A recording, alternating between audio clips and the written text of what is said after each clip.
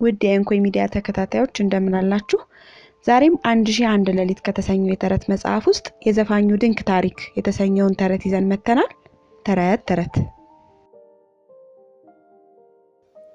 የዘፋኙ ድንቅ ታሪክ ከብዙ ዓመታት በፊት በሩቅ ምስራቅ ይገኝ በነበረ ካሽጋር በተባለ ሀገር ውስጥ ከሚስቱ ጋር የተደላደለ ኑሮ የሚኖር አንድ ልብስ ሰፊ ነበር። አንድ ቀን ይህ ልብስ ሰፊ መደብሩ ውስጥ ተቀምጦ ስራውን ሲያከናውን በራፉ ላይ አንድ ድንክ ተቀምጦ ትንሽ ከበሮ እየመታ ይዘፍን ጀመር። ልብስ ሰፊውም የድንኩ ዘፈን ስላስደሰተው ሚስቱም ከራት በኋላ ሲዘፍን ብትሰማው የምትዝናና ስለመሰለው ወደ ቤቱ ይዞት መሄድ ፈለገ። ድንክያውን ሲጠይቀውም በደስታ ስለተስማማ ልብስ ሰፊው ሱቁን ዘግቶ ወደ ቤቱ ይዞት ሄደ። የልብስ ሰፊው ሚስት ለዚያን ምሽት ራት አሳ ጠብሳ ስለነበረ ሶስቱ ጎን ለጎን ተቀምጠው ይመገቡ ጀመር። ነገር ግን በሚበሉበት ወቅት እንዳጋጣሚ አንድ ትልቅ የአሳ አጥንት ድንኩ ጉሮሮ ውስጥ ስለተሰነቀረ ልብስ ሰፊውና ሚስቱ በተቻላቸው መጠን እርዳታ ቢያደርጉለትም ሳይሳካላቸው ቀርቶ ሕይወቱ አለፈ። ባልና ሚስቱም ድንክየው ቤታቸው በመምጣቱ በነፍሰ ገዳይነት እንወነጀላለን ብለው ስለፈሩ አስከሬኑን ከቤታቸው እንዴት አድርገው እንደሚያስወግዱ ከተመካከሩ በኋላ ባልየው አንድ መላ መጣለት። ከዚያም ልብስ ሰፊው የድንኩን አስከሬን ራስ፣ ሚስቱ እግሮቹን ይዘው ቤታቸው አቅራቢያ ይኖር ወደ ነበረ አንድ አይሁዳዊ ሐኪም ቤት ተሸክመው ሄደው በር አንኳኩ። የሐኪሙ ቤት ፎቅ ስለነበረ ገረዱ ደረጃውን ወርዳ በሩን ከፈተችና ምን እንደሚፈልጉ ጠየቀቻቸው። ልብስ ሰፊውም እባክሽን ተመልሰሽ ደረጃውን ውጭና በሽተኛ ይዘን ስለመጣን አሳዳሪሽ እንዲያክምልን ንገሪው ካላት በኋላ አንድ የወርቅ ዲናር ከኪሱ አውጥቶ ሰጣትና በከንቱ የምናለፋው እንዳይመስለው በቅድሚያ የድካሙን ዋጋ እንከፍለዋለን አላት።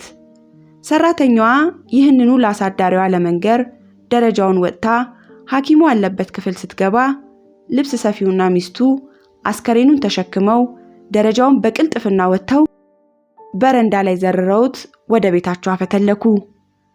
ሰራተኛዋ ለአሳዳሪዋ ነግራው ገንዘቡን ስትሰጠው በርካታ ገንዘብ በማግኘቱ ተደስቶ ሰራተኛዋን ፋኖሱን ይዘሽ ቶሎ ተከተኝ ብሏት እሷን አስቀድሞ ተጣድፎ ሲወጣ በሩ ደፋ አጠገብ ተደንቅሮ የነበረውን የድንኩን አስከሬን ጎን በርግጫ ስለመታው አስከሬኑ በደረጃው ተንከባሎ ወርዶ መሬት ደረሰ። በዚህን ጊዜም ሐኪሙ በሽተኛው ነው ብሎ በቆጠረው ሰው ላይ አደጋ ያደረሰ መስሎት ሰራተኛውን ምን መሆንሽ ነው? ፋኖሱን ቶሎ አታመጭም እንዴ? ሲል ጮኸባት። ፋኖሱን አምጥታ ሁለቱም ደረጃውን በጥድፊያ ወርደው ሐኪሙ ድንኩ መሞቱን ከተመለከተ በኋላ በጣም ደነገጠና ራሱን በሁለት እጁ ይዞ ወዮልኝ፣ እኔ እንዲታከም ያመጡትን በሽተኛ ገደልኩት እናረፍኩት፣ በነፍሰ ገዳይነት እንደምጠየቅ አይጠረጠርም፣ ምን ባደርግ ይሻለኛል ብሎ ይጨነቅ ጀመር። ይህም በሚያስብበትም ወቅት የደጃፉ በር ያለ መዘጋቱ ትዝ ብሎት ምናልባት ተላላፊ መንገደኛ አስከሬኑን ያይ ይሆናል ብሎ ስለፈራ ገረዱና እሱ ተጋግዘው የድንኩን አስከሬን ተሸክመው ሚስቱ የምትገኝበት ክፍል ወሰዱት። ሚስቱም በአገራማን ባሏና ሰራተኛዋ ሬሳ ተሸክመው በድንገት ከተፍ ሲሉባት ደንግጣ ህሊናዋን አንስታ መሬት ወደቀች።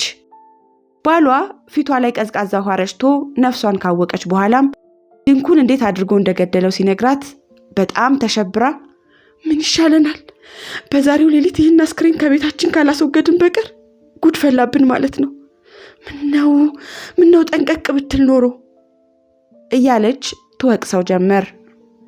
ባሏ ግን እንደሷ ሳይጨነቅ ረጋ ባለ አነጋገር መጨነቅና መጠበብ የትም ሊያደርሰን ስለማይችል የሚያዋጣን ከመወንጀል ልናመልጥበት የምንችልበትን መላ በጥሞና አስቦ ማግኘት ነው ብሏት በሐሳብ ተዋጠ። ለጥቂት ጊዜ ሁለቱም ሲያሰላስሉ ከቆዩ በኋላም ሚስትየው ፊቷን ፈካ አድርጋ አንድ ሐሳብ መጣልኝ ፍቅሬ፣ አስከሬኑን ተሸክመን ጎረቤታችን ቤት ጣሪያ ላይ እናውጣውና በጭስ መውጫው በኩል አድርገን በገመድ ወደታች እናወርደው አለችው። የሐኪሙ ጎረቤት የሀገሩ ሱልጣን ማዕድ አቅራቢ ስለነበር እቤቱ ውስጥ ዘይት፣ ቂቤና እህል የሚያከማችበት መጋዘን ነበረው። እዚህ መጋዘንም ውስጥ አይጦች እየገቡ በክምችቱ ላይ ዘወትር ጉዳት ያደርሱ ስለነበር ሰውየው በጣም ተቸግሮ ነበር። አይሁዳዊው ሐኪም ሚስቱ ያፈለቀችውን መላ ገምግሞ የሚያዋጣ ስለመሰለው የድንኩን አስከሬን ባልና ሚስቱ ተሸክመው ጣሪያው ላይ ካወጡት በኋላ በብብቶቹ ስር ረጅም ገመድ አሳልፈው በጭስ መውጫው ወደ ታች በዝግታ አወረዱትና እግሮቹ የመጋዘኑን ወለል ነክተው ግድግዳውን ተደግፎ እንዲቆም አድርገው ገመዱን በአንድ ጫፉ ስበው አውጥተው ወሰዱ።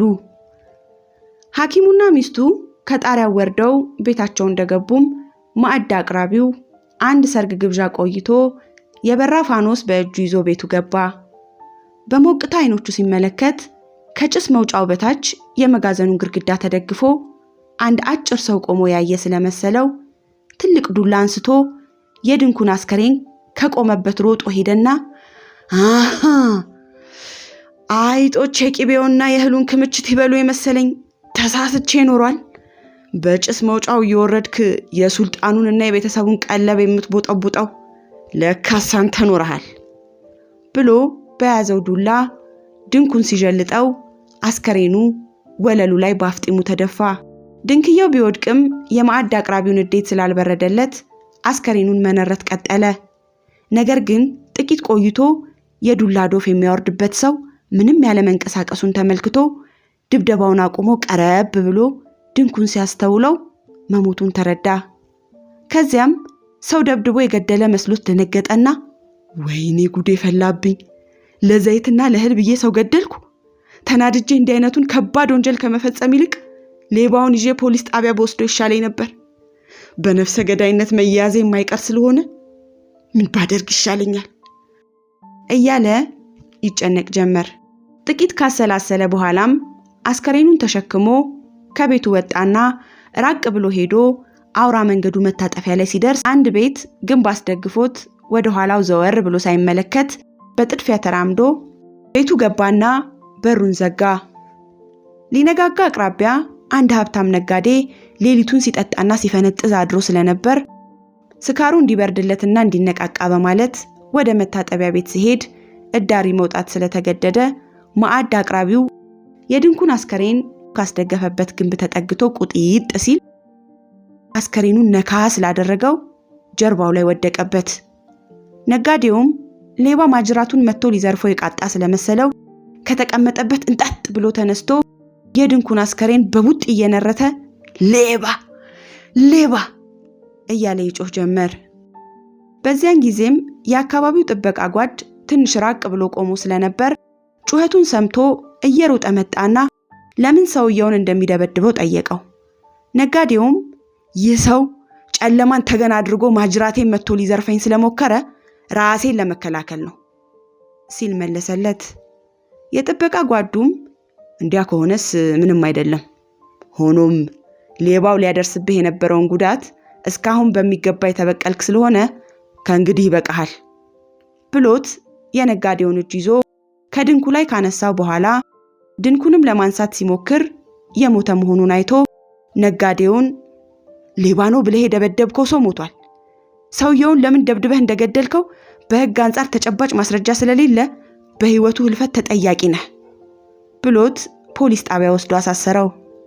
በዚያን ጊዜም የነጋዴው ስካር በረድ ብሎለት ስለነበር ስላጋጠመው ዱብዳ በጥሞና ሲያስብ ሰንዝሯቸው የነበረው ጥቂት ቡጤዎች የሰውየው ህይወት ማለፍ ምክንያት መሆን በመብቃታቸው በጣም ተደነቀ።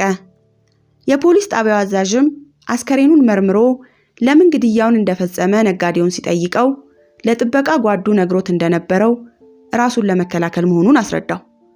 በማግስቱ ጠዋት ጉዳዩ ፍርድ ቤት ቀርቦ ከታየ በኋላም ዳኛው ሌባ ለመሆኑና በነጋዴው ላይ የዝርፊያ ሙከራ ለማድረጉ በቂ ማስረጃ ስላልቀረበ ነጋዴው በዚያን ዕለት በስቅላት እንዲቀጣ በይኖ ከተማው አደባባይ ህዝብ እንዲሰበሰብ ተለፈፈ። ነጋዴው በወታደሮች ታጅቦ ከእስር ቤት ከወጣ በኋላ ከተማው አደባባይ ወንጀለኞች ከሚሰቀሉበት ስፍራ ተወሰደ። ወንጀሉ ከተነበበ በኋላም ሰቃዩ በነጋዴው አንገት ዙሪያ የገመድ ሸምቀቆ አበጅቶ መስቀያ እንጨቱ ላይ ሊያንጠለጥለው ሲል በዚያን ጊዜ በስፍራው ተገኝቶ የነበረው የሱልጣኑ ማዕድ አቅራቢ አላስችል ብሎት ህዝቡን እየገፈታተረ ወደፊት ቀረበና ቆይ ንጹህን ሰው በከንቱ አትግደሉ፣ ሰውየውን የገደልኩት እኔ እንጂ እሱ አይደለም ብሎ ጮኸ። በነጋዴው ላይ ሞት የፈረደው ዳኛም በዚያን ጊዜ አደባባዩ ተገኝቶ በክብር ስፍራ ተቀምጦ ስለነበር የሱልጣኑ ማዕድ አቅራቢ ያለውን ሰምቶ ምን ማለቱ እንደሆነ ጠየቀው። ማዕድ አቅራቢውም ድንኩን እንዴት እንደገደለውና ሬሳውን ተሸክሞ ወስዶ ነጋዴው ነክቶ ጣለው ግንብ ላይ አስደግፎት እንደሄደ በዝርዝር ነገረው። ከዚያም አሁን እውነቱ እንዲወጣ የፈለግኩበት ምክንያት አንድ ሰው የገደልኩት አንሶኝ ምንም ወንጀል ያልፈጸመ ንጹህ ሰው በእኔ ጥፋት በሞት ሲቀጣ ዝም ብዬ ማየት ህሊናዬ ስላልፈቀደልኝ ነው አለው። ዳኛውም ሰቃዩን ነጋዴው ምንም ጥፋት የሌለበት በመሆኑ ልቀቀውና በምትኩ በራሱ ላይ የመሰከረውን ይህን ሰውዬ ስቀለው ብሎ አዘዘው።